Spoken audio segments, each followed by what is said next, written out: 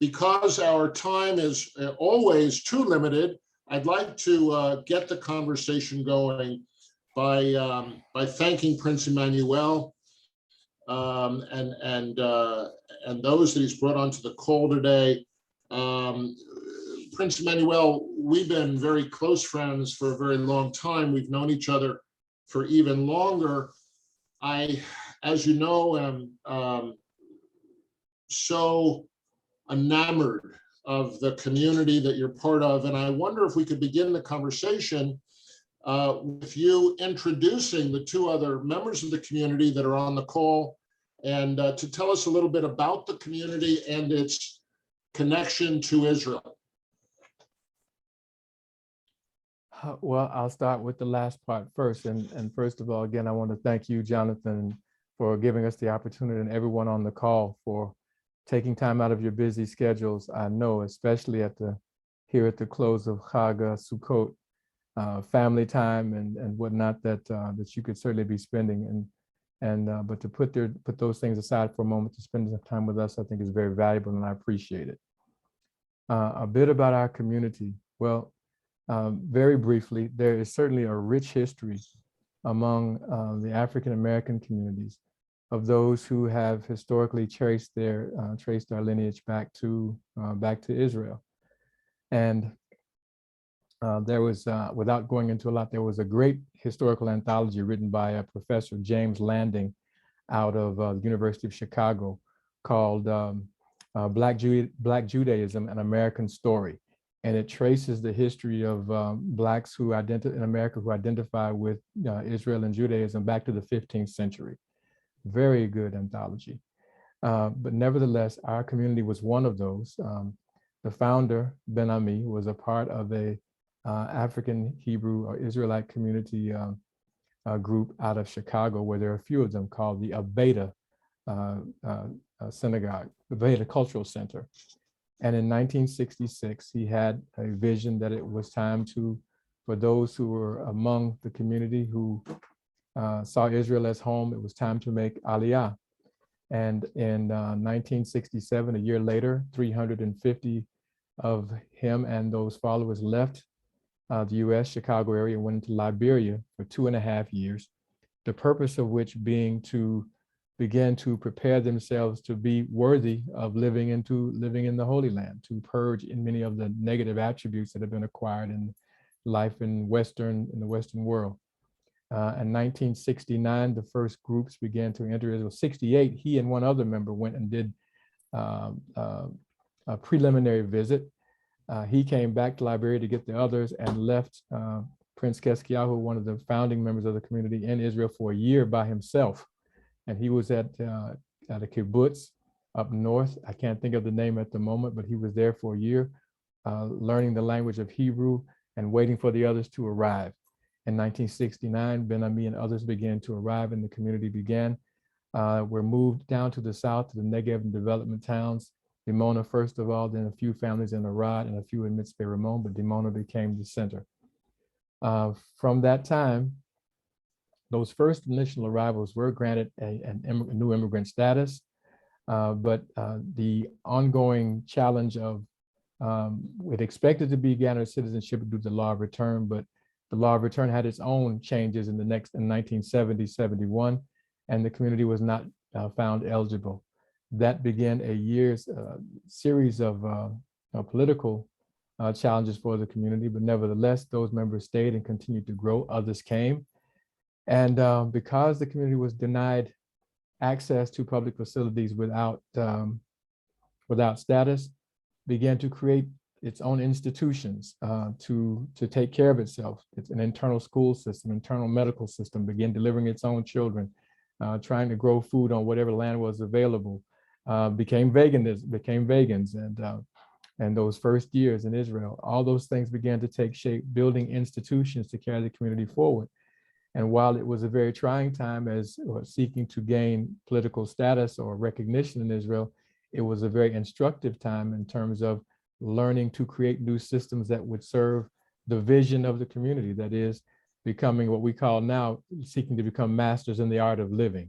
You know, how everything that we would do in our community life would contribute to the improvement of our health, that we would only eat natural foods. We would practice holistic medicine. We would only listen to positive music. We'd make all of our clothes out of natural fibers. Everything we did in the day would need to contribute to our ability to live life more healthily. And that became our mantra as we move forward. Fast forward to 1989, then Minister of Interior Aryeh Deri was the first Israeli sitting cabinet member to visit the community and met with Ben Ammi. And at that time, he gave the community legal status. It was to follow a process of, in 1990, getting B1 visas, work permits, 1993 temporary residency. And it was projected in 1995 to get permanent residency. But you might remember it was to take place in December of 95. But in November, the month prior, was the tragic assassination of former Prime Minister Yitzhak Rabin. And that through the Ministry of Interior, the changing of government or the Ministry of Interior portfolio was less than 2 years. Every few months, it was changing. And our issues of status didn't get addressed for another 10 years until 2003, when what I call the Israel political revolution took place, and the Shinui party came in, led by Tommy Lapid, Yair Lapid's father.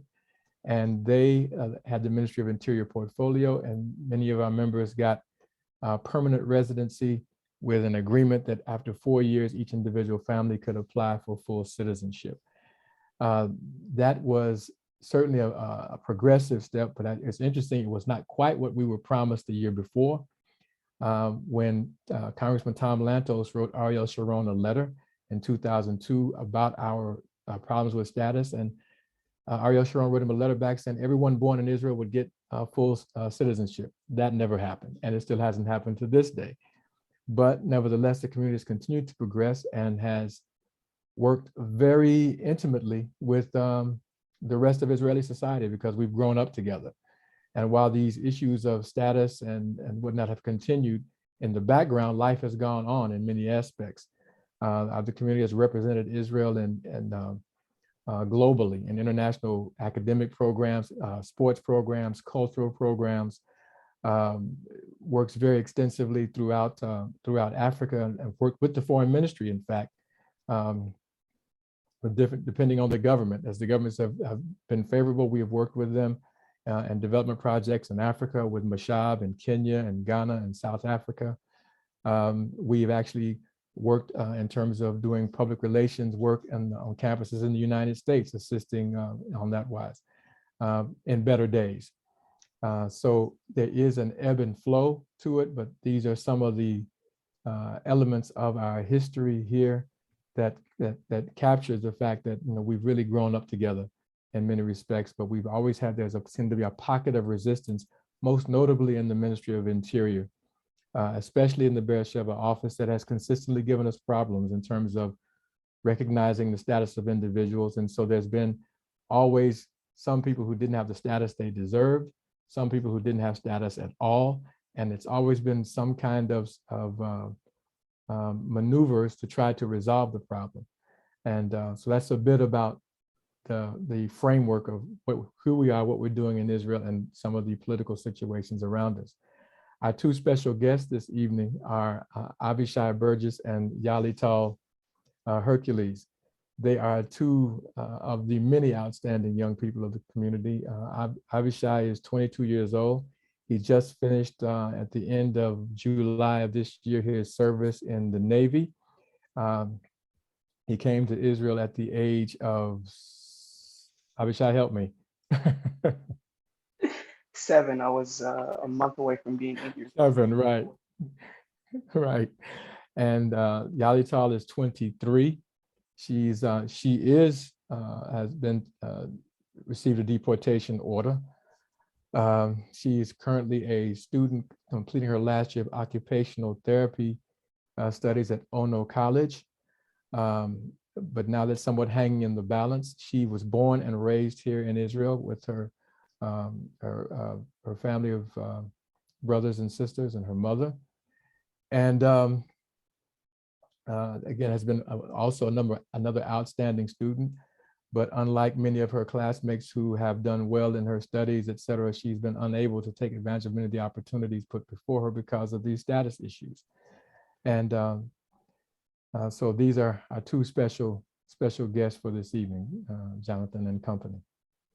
A quick clarification.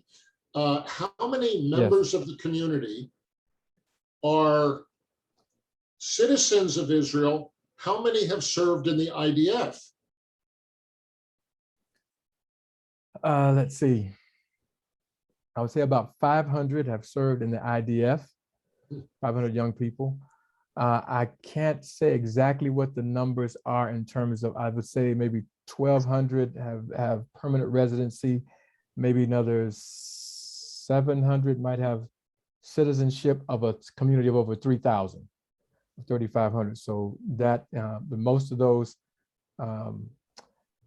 now there was been a challenge with those students who serve in the military for 18 months can apply for citizenship and get it. Normally that should then accrue to their parents and any siblings at that point under 18. In some cases that has worked, in some cases it has not been applied, which also speaks to why there is a different situation in the number of individuals with status and what that status is. Just to capsulize very briefly why we're at this particular point, back in 2014, when Gideon Sar was the Minister of Interior, he paid a visit to the community in Dimona after some of our soldiers visited the Knesset. And former President Rivlin at the time was the Speaker of the Knesset. When he met our soldiers and they were engaging, and some of them had served in the same units, it was a very congenial exchange. And he says, well, I'm sure all you guys have citizenship now. And everyone there said, no, we don't. And he brought Gideon into the room. And so Gideon planned to visit the next week to Dimona. And he met with the community and the spiritual leader at that time before his passing, Ben Ammi. And in the discussion, he got a list of about 64 people who had no status whatsoever. And he said, can we solve the problem of these individuals? Most of them were born here. And the minister at that time said, yes, he thought we could, and he was going to go to work on it. A few months later, he resigned from his post for other political reasons, and that group went into limbo. A year later, Aryeh Deri became the minister. I met with Minister Deri in Dimona and presented him with the same list. He too agreed that perhaps we can solve this list. No, he said he would solve the list, and but nothing happened. 2 years later, I met with Bibi Netanyahu when he was on a campaign trip in Dimona, and he presented him with the same list. He came, we were sitting backstage after he spoke to the Dimona population. He said, yeah, we can solve this. Bring this list to my lishka, my bureau, and we can work on it. I did that. 2 weeks later, 3 years later, no answer. Last year, members of our community approached the ministry with that particular list, as well as a number of about another 70 or so individuals who had these different statuses. Some had temporary residency and deserved permanent, some had permanent and were due citizenship, and said, look, can we resolve these issues? The ministry received the list in August of last year, first week of September, and said, yeah, we think we can do something. Moved forward to April of 2021, and we got these deportation letters for 49 members of the community. And we were shocked because we thought we had a working relationship, or were establishing a working relationship to solve our problem with a small group of people, because at each time we talked about it with the political offices, it was like, well, this is a small problem. This is not 50,000 refugees. This is not 30,000 in South Tel Aviv. This is 64 people who are a part of a community that's been serving Israel for the past half decade plus in the military and music and representing the country and in sports and the Maccabea games and working together overseas. We can solve this, but it has hit this position where now lives are in limbo. So. When did you get the letter, and when was the deportation supposed to commence? The first letters came in the month of April, and it was to take place in 60 days. Each family filed an appeal, And the Ministry of Interior could not act on the deportation while the appeal was pending. They did not respond to that letter of appeal until about 2.5 weeks ago. And they then sent a denial to that appeal and said, okay, you have 14 days to leave the country, which was a few days ago. And then, so now we're preparing another appeal to this time go to the district court and the humanitarian tribunal, with the possibility of if we lose there, then we'll have to go to the Supreme Court. It's not lost on me that all of this is happening during the holidays. Jonathan, it's not only happening during the holidays, this is the Feast of the Ingathering. This Sukkot is also known as the Feast of Tabernacles or the Feast of the Ingathering, coming in. And we're at a time of trying to hold people in rather than, and they're trying to be pulled out. And so the irony is just is painful, to be quite candid. Prince Immanuel, you are concentrated in Dimona. What's your relationship with the mayor of Dimona, the people of Dimona? Extended family, in many respects. You know, as I said, we've grown up together, and so our kids play together, and we played in sports against each other, together on teams, on basketball teams and basketball leagues, so we know each other very well. So, and with the mayor in particular, he has written a very strong letter in support of our community to the Prime Minister, as well as to the new Minister of Interior, Yahlital Hercules, and the prior Minister, Aryeh Deri. And he's been very candid on television here in recent weeks, saying no one should leave this city, and as long as he's mayor, no one's going to. We hope he can live up to that, you know, because he's been definitely forthright about it, but very much to the point that, you know, we're part of the fabric of the society here, and this is our home. And as I said, people have grown up here, have known no other homes other than Dimona. And in many respects, we feel like we've kind of put Dimona on the map. And when people think of Dimona around the world, everyone doesn't think of the reactor. Some people think of, you know, the Hebrew Israelite community, and even across Africa where we've worked, and our lifestyle is so popular.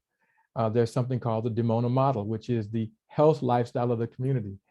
We've had over, in the years 2008 to 2011, while we had a medical delegation working with the Ministry of Health in Ghana, we had over 200 Ghanaian leaders visit Israel. And they were in Dimona for a week, and then they spent 3 days traveling around the country.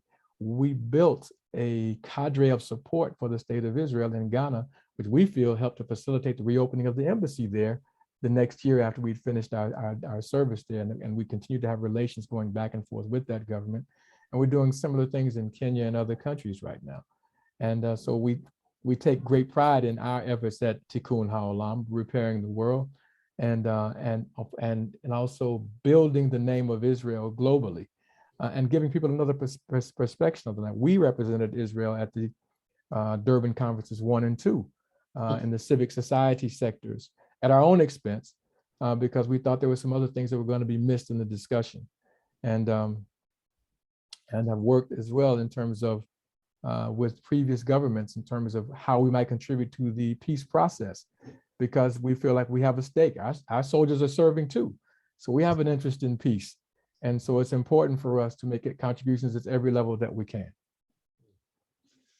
Prince Immanuel, can we hear from Yahlital and afterwards to hear from Avishai? Sure. Yahlital? Yes, I'm here. Welcome. Maybe we should pose a question. I realize we're putting you on the spot, but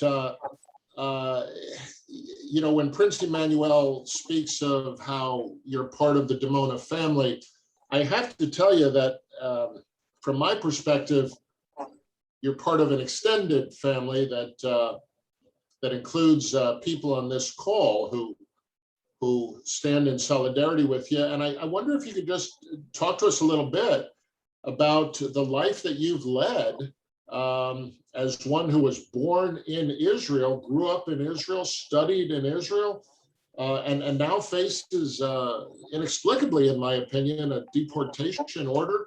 Tell us a little bit about your personal story and how you're processing all of this now. Okay. Well, I was born and raised in Israel. I've lived in Dimona for my entire life until recently, where I moved because of college. But I lived in the community in a communal style life. So I lived with 3 other families in my home. And before I went to our community school, I was homeschooled in a collective homeschooling system. And then I went on to the Brotherhood School where I graduated I was there from 9th grade until 12th grade where I graduated. Um, this whole ordeal has been very hard for me because, as Nasik Immanuel said, I'm in my last year of college. And when I first heard of the deportation letters, I was in the middle of an internship at a hospital in Tel Shomer. And it was very hard for me because I didn't know what I was going to do. This is my last year of college. I didn't know if I was going to have to leave, not finish my studies. I didn't know what my future would be until, we were able to fix everything. So it was very hard for me to hear that news. I was pretty shocked, and yeah. Yahlital, where else in the world have you lived? You've lived in America. Where else have you lived? I traveled once out of the country, and that was for the Poland trip, which is the Holocaust, the whole Holocaust experience. But other than that, I've only lived in Israel, only lived in Dimona, and I don't know any other place. I've never lived anywhere else. Jonathan, if I might add, she had to turn down a couple of other opportunities at international trips because it wasn't sure she could get back in the country. It took 2 governments working together to force a situation that allowed her to make that trip during her school time. But after graduation, she had opportunities to make 2 other trips. But because of her lingering status issues, she couldn't leave the country and be assured of being able to get back to her family. So that's been an ordeal that she's had to contend with as well. Yahlital, do you have siblings, brothers and sisters, and extended family living in the community? And how's this ordeal affecting them? Yes, so I'm the oldest person in my family. My mom has 8 children. I'm the oldest of them. And it's been affecting us because she got the letter as well as all of her children. All of my brothers and sisters are in our community school. So they're all a part of, like the society here. They were also born here. They're being raised here. So it's been affecting us very personally. One of my other sisters, she's also had a lot to turn down a lot of things as well because she didn't know how she would get back in the country. She graduated with honors as well. She's went to dance school for 3 years. Now she's a part of a dance company, and it's been affecting us very personally. Yeah. And I have to ask, since the deadline was Friday, what's it been like these last couple of days? Honestly, I've been very cautious of me going places because, I don't know what can happen. So I've been sticking around the house. It's also the holiday season. So we've been trying to, as well as deal with this, we've been also trying to, enjoy ourselves during the holiday season. So it's been a lot. I've been trying to just stay around my family and stay in the house and keep the positive energy. Avishai, I'd like to bring you into this conversation. You have served in the Israeli Navy. I assume you're still in the reserves. How are you processing all of this? Well, it's something because it's you give everything you have to the country and you look over your shoulder and it's like, oh well, we're taking your friends, your extended family, and sending them away, and it's really confusing because during my military service and even before, I did a year of community service. They call it the Shnat Sharut, and it's push your date back to go into the military, which is something that most people don't want to do. They want to get through the military service as quick as possible. And I said, no, I want to give more of myself. And it's kind of conflicting because they say you did good. We appreciate your efforts, and received awards of excellence from the military, from my Mashna Chirut, and they say we love the kingdom, we love the community, we like interacting with you. And then you look, and it's like, yeah, but we're taking some of you and sending you away. Now, Avishai's service was an Eilat he was volunteering with at-risk and problem young people, ninth graders, for a year before his military service in the city of Eilat. It wasn't within our community, it was in the community at large. So I would be delighted to bring some of the people who are on the call today into the conversation. I'm looking for somebody to indicate that they might be looking to come into the conversation. Otherwise, I think I'm going to ask Rabbi Judy if you might start us off, and Julie Fisher, Stacy. I'm going to count on you to join the conversation. Karen? Sure. Oh, sorry. It doesn't matter. Go ahead. I guess the question is, what can be the role of advocacy for those of us in the diaspora who want to support you? So that's Rabbi Judy Schindler. Thank you for that question. That's obviously where I'm hoping this conversation will go. well, there are two primary avenues, I believe, Rabbi. Thank you again for the question. First, any contact you have with the government, with the Prime Minister's office and the Ministry of Interior in particular, and the Ministry of Justice, which Gideon Sar is now the minister, and he's also the Deputy Prime Minister. I think letters of support to those offices, directly to those offices, are important. A petition drive is important. We are in a fundraising drive to finance attorneys. We met with a group of attorneys yesterday and had to make some changes, and so we're in a hyper speed situation because we need to file another appeal by the 6th, as we have asked for an extension until then to file. And so we're doing all these things, these three things primarily: letter writing, petitions, and fundraising to address this matter. Karen? Well, I'm in Jerusalem, and I wanted to say that I think my sense is that this story is not one that most people in Israel are really tuned into. There's always a lot going on here, and I feel as if the power of this story and the very sort of personal stories that we just heard right now could be very effective in getting, but I'm based on, my friends and my Facebook feed, I don't think people are even aware that this is really happening, or maybe don't really know the community very well, can't put a face to the community. But I know that I feel deeply moved by the three of you, and I feel like other people would be as well.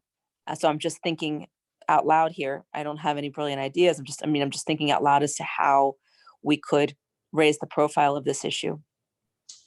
This is Karen Brunwasser, and she is not without resources. Karen is a brilliant and creative thinker, and when she's engaged, that gives us confidence that we'll come up with some very creative ways of helping. Thank you, Karen. Julie, are you on, and can you share your unique perspective with us?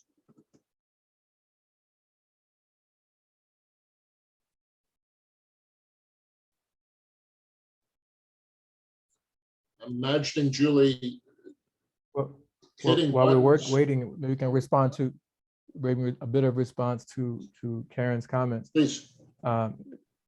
Certainly, Karen, anything we can do to further make known the situation to the community at large.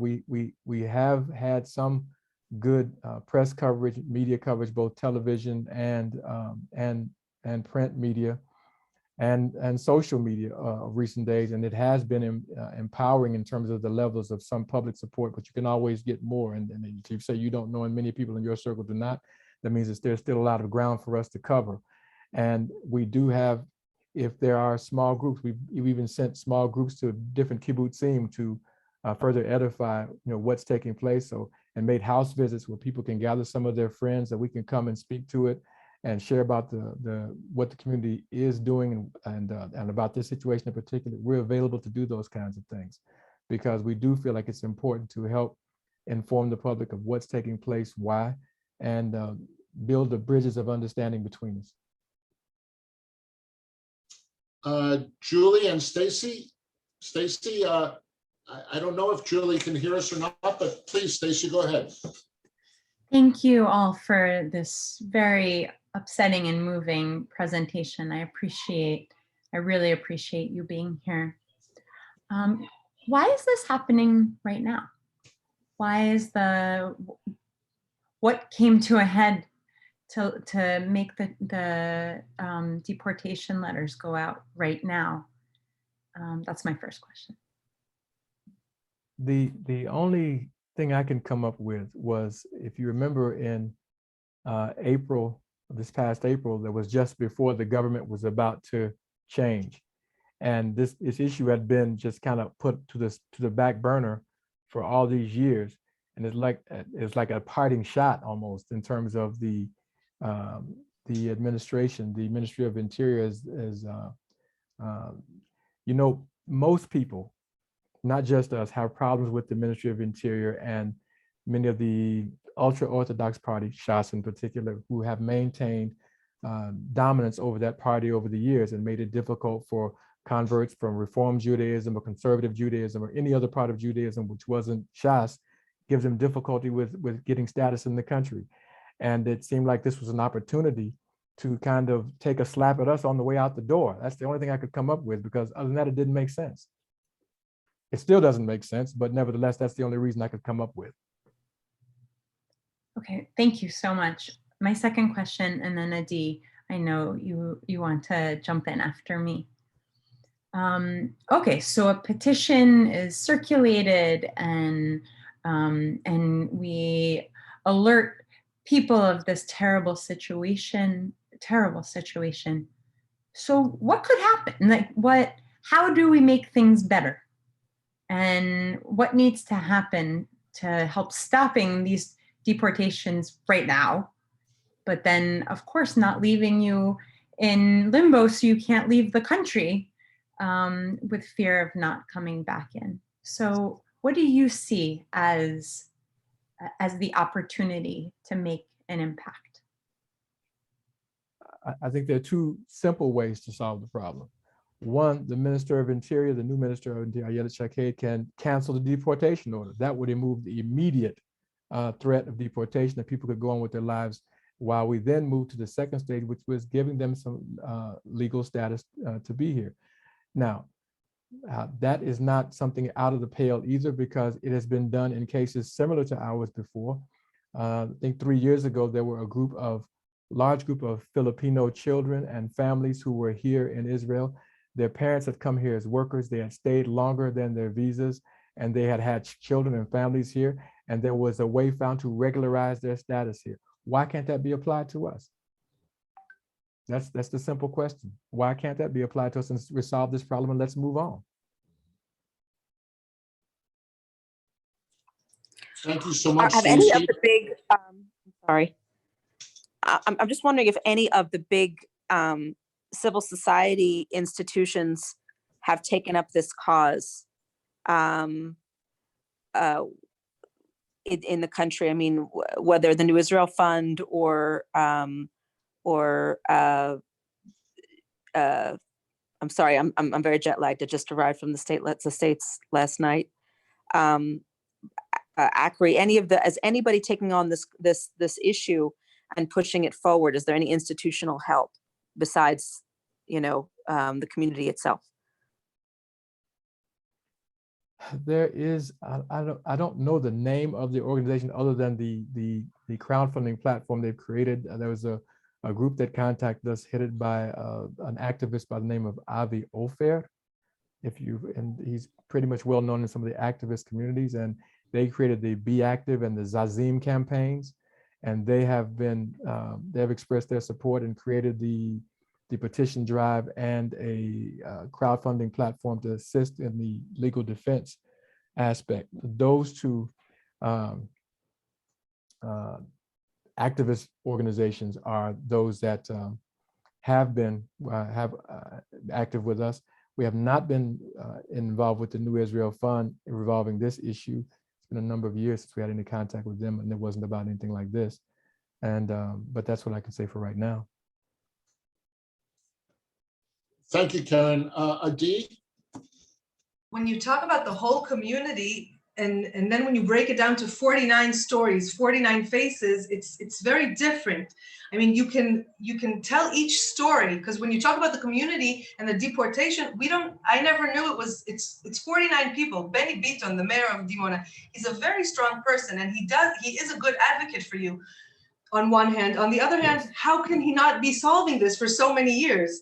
And how can it be that it's only 49 people and this thing isn't just resolved? Someone who says, okay, this is it. This is what I'm taking care of. And also, how is the local community, how involved are they?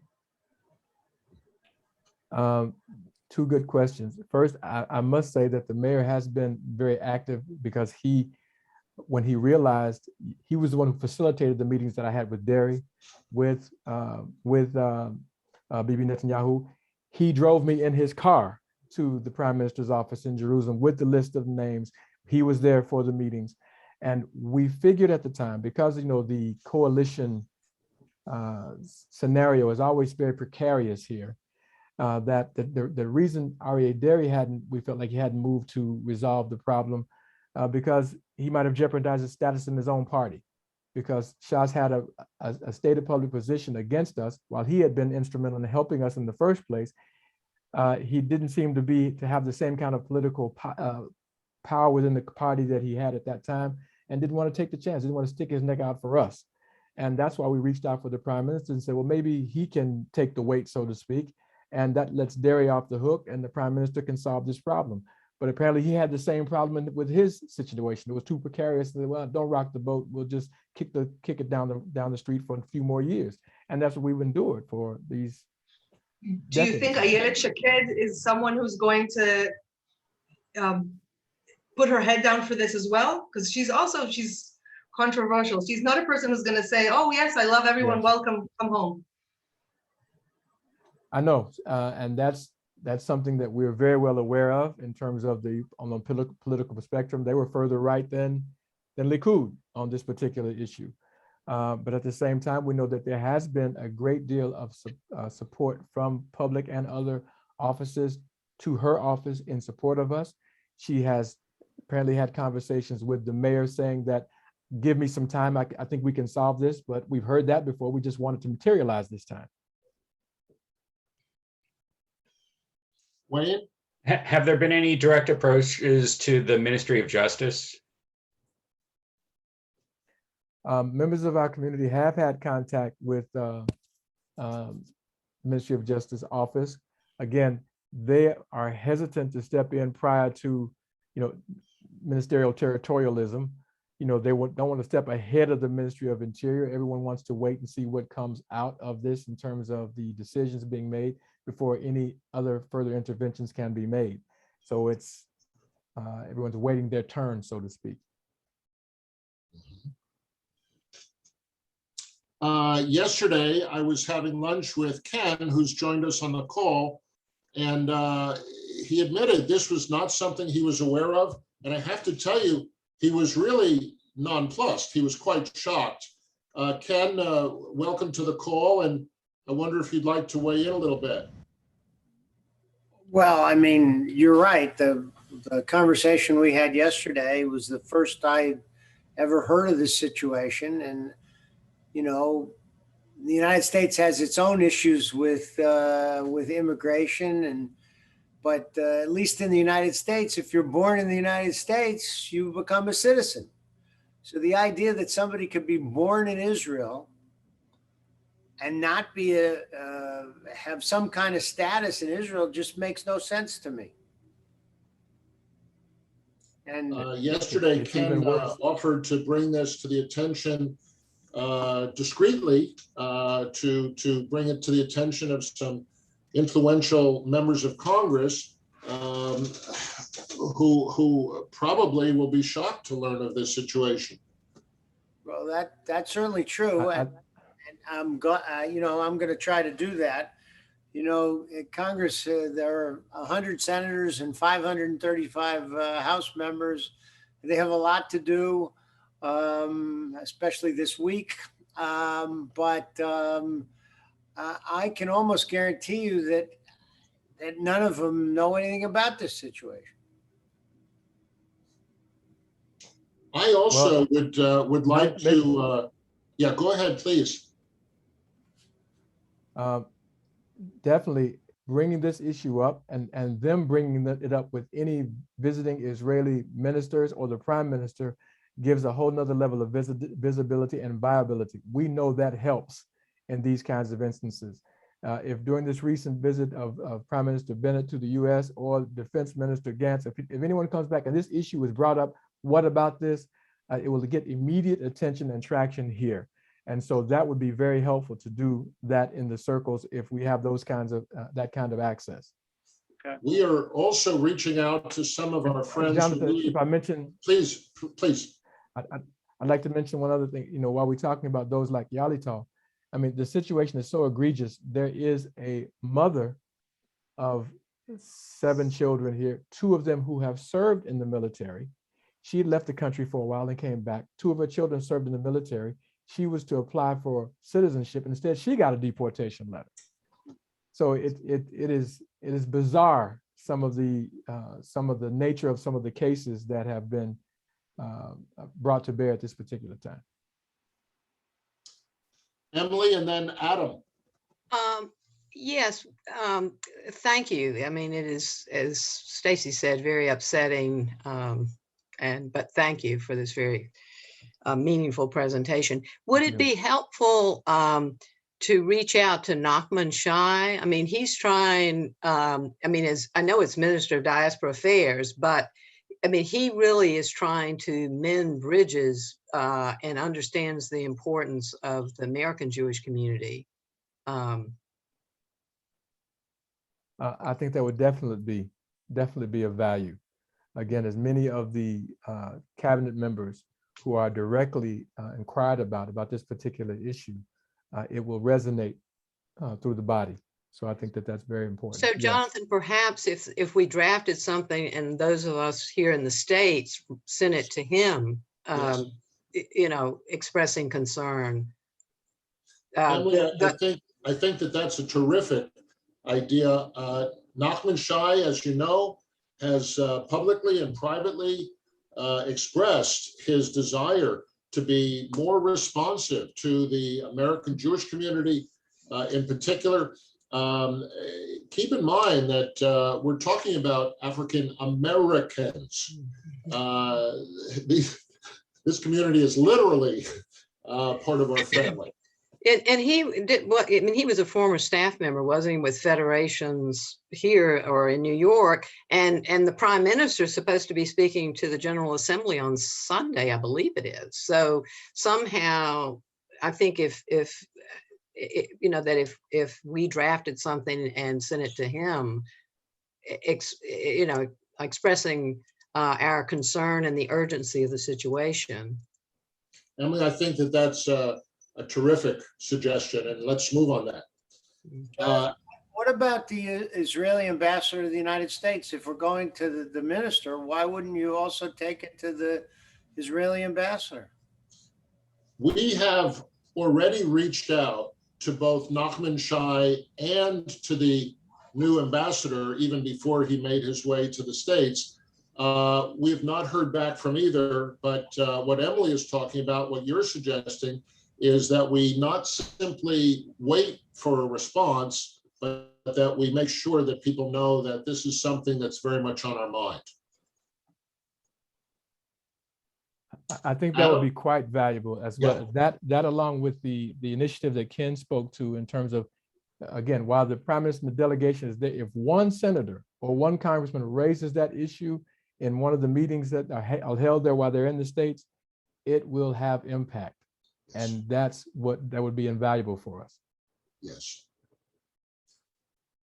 You know, I remember vividly when Ezra Weitzman came to the United States to talk about the importance of the diaspora and the U.S.-Israel relationship, and young people from the Jewish community pressed him on the issue of Ethiopian Jews. And he was very dismissive, and they didn't let go of the issue. And as you know, because of the involvement of the American Jewish community, it was very difficult for those who wanted to be dismissive to turn their back on that issue. And I think that this is really crying out for attention.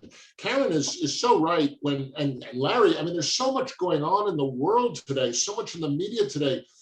I was amazed, Prince Immanuel, when you showed me that CNN has covered this, that Haaretz has covered this, our own piece was in Jerusalem Post, but there's so much other news. Right. There's an inundation of information and a scarcity of attention. So as we all know, we simply have to make sure that the people that have to know about this know that we care about this. Adam? Yeah, thanks, Jonathan, and thank you for joining us. My question is kind of right on this question. If it is a binary between a very public campaign versus a behind the scenes, what might you see as moving the needle the most and solving the problem? I think both of those are essential and simultaneously, because just like Karen mentioned, it does need to continually be a public campaign to inform the general public as well, to then keep pressure on public officials. And then behind the scenes, we need to continually have those who have access to continue to keep this in the ear of those who can influence or are making the decisions.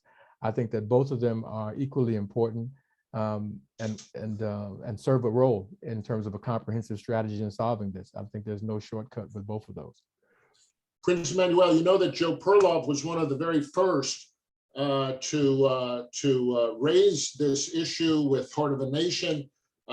He has a unique sensitivity for the magnificent fabric of Israeli society. He spent time with you, of course.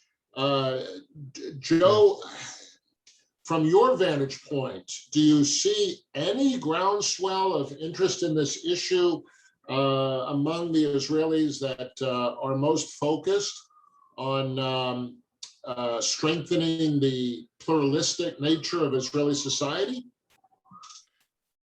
Yeah, Jonathan, great question. Look, these are tough times for everybody in Israel with regard to minorities and how we treat our minorities. I mean, this specific minority has been treated very badly, but there are other minorities as well, as we all know, that also have not been treated with the fairness that they should be.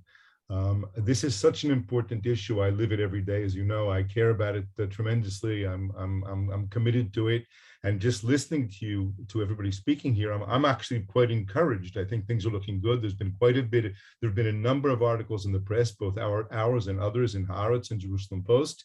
People are talking about it. It's hard to get people talking about this issue in Israel when there's so many other things going on every day, every hour. Having said that, I wanted to ask specifically, what about President Herzog? I mean, we have a president here who was a Jewish agency director. His relationship with the diaspora and with the Jewish people around the world is a strong one. He has often spoken about his own relationship with the African-American communities. And I think that maybe he's a person that we can be pressuring. You know, let's let him put his money where his mouth is. You know, the stuff he said over the recent years. Let's see him stand up and say that this is not acceptable, that this community should be discouraged and so frankly humiliated in the way they're being humiliated recently. And I think that it's that he may be a good person to approach Herzog himself. he has a history of his engagement with the African American community and with other Black communities around the world. Maybe he's a person worth pushing. 100 letters to the president tomorrow would make a lot of change. And we Israelis, of course, don't write letters like we did when we were Americans, perhaps. But maybe it is time for some serious letter writing, and also to other members of Knesset, by the way. Let them hear, let Ayelet Shaked hear what we have to say. I mean, as a result of this discussion, tomorrow morning, first thing I'm going to do is I'm going to send off some letters to some Chavrei Knesset and tell them what I think, and then how they have to act to correct this injustice. Excellent, Joe. Kenny Zalesny was part of a conversation with Stacy and with Emily and a few others where we talked about the need for educating our friends in Israel, not only about the immediate and urgent situation facing the African Hebrew Israelites, but we were wondering what role Heart of a Nation can play over the next several years to make sure that the communities that are in peril, the communities that are somewhat marginal, are never in a situation like this again. And Kenny in particular has been giving some thought to what we can do even beyond this crisis. Kenny, if you're able to weigh in, that would be great.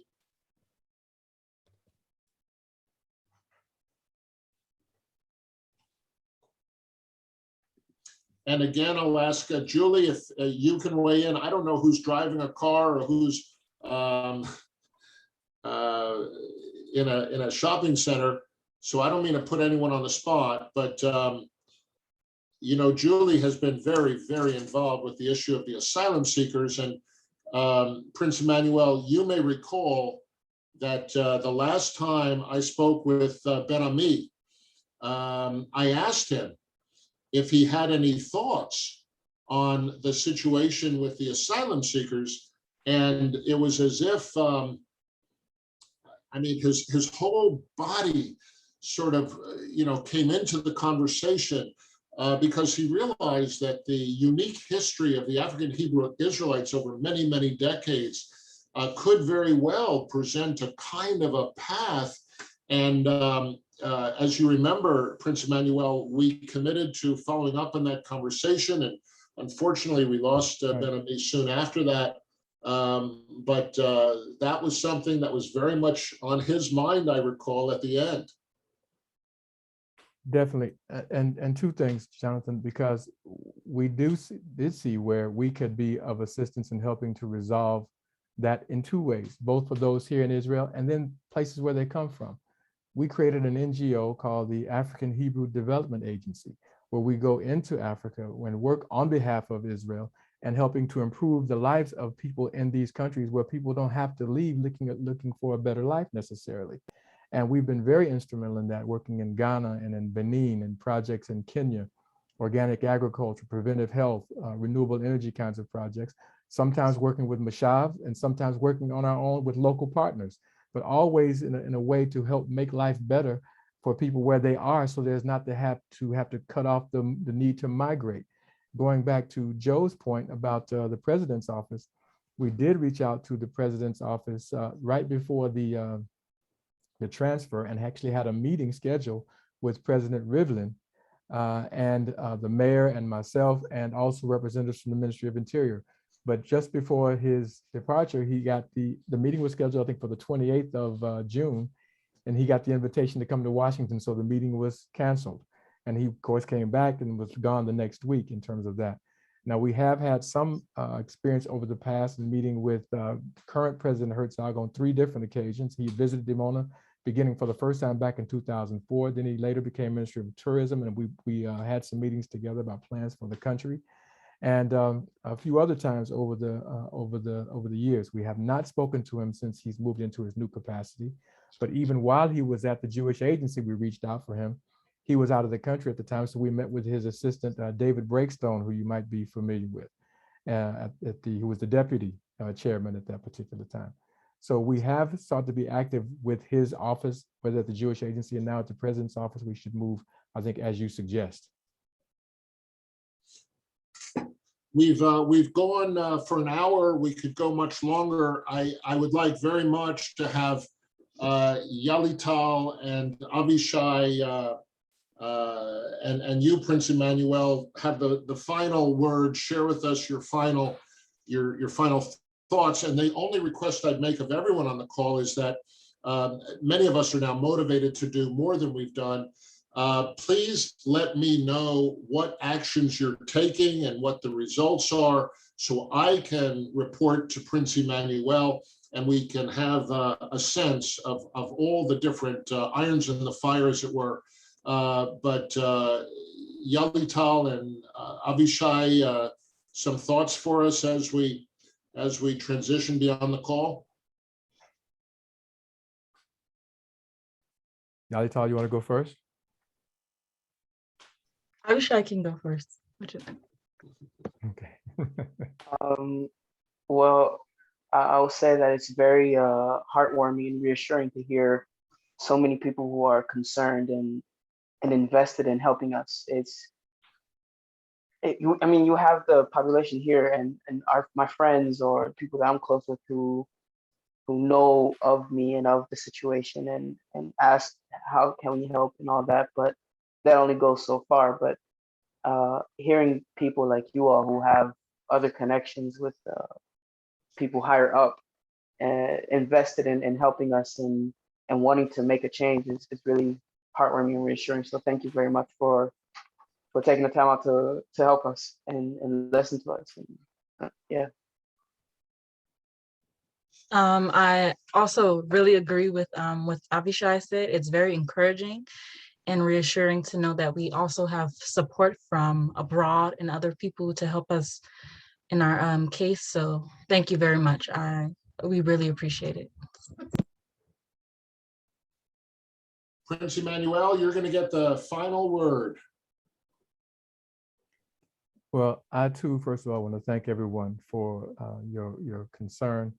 You know, for the community, one of our philosophical foundations is being proactive, that we take our contribution to making a better world very seriously. And that is what drives our veganism and preventive medicine and all natural fibers and all these things, because we feel like these are institutions that we can share to help make a better world. That Tikkun Olam means a lot to us. And to have others to consistently run into obstacles that seem to break our rhythm or our momentum as we seek to be good world citizens, so to speak, it can be disheartening. And I'm glad to hear that this kind of support being expressed in that way. I know that we worry about our young people, about Avishai and those like Yahlital becoming disappointed and saying, hey, it's not worth it, you know, but to know that there are others who care, I can't put a price on that. So I want to thank you all. Well, I want to thank you, Prince Immanuel, for your friendship and for helping put together this conversation, this very important conversation. As you know, Heart of a Nation will be in Israel in January. We want very much to visit with you. And Yahlital, we especially want to visit with you in Israel in January. And with your friends and members of the family, we want to be able to celebrate very much your change in your status and a lifting of this fear of deportation. I want to thank everybody on the call, and again, encourage you to let me know how you might be leaning into this vital issue. Thanks so much.